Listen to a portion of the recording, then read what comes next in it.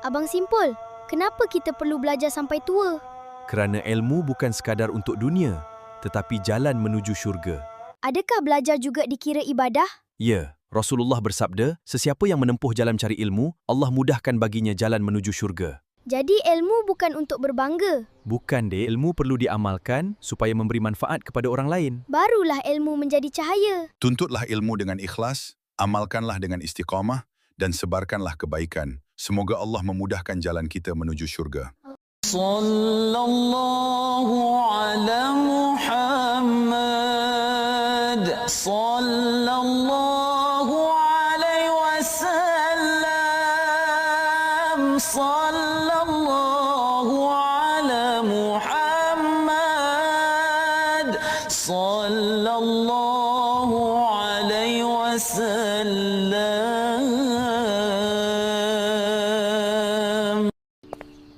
Jangan lupa like, follow dan share. Biar ramai dapat manfaat dan membuat perubahan. Terima kasih semua.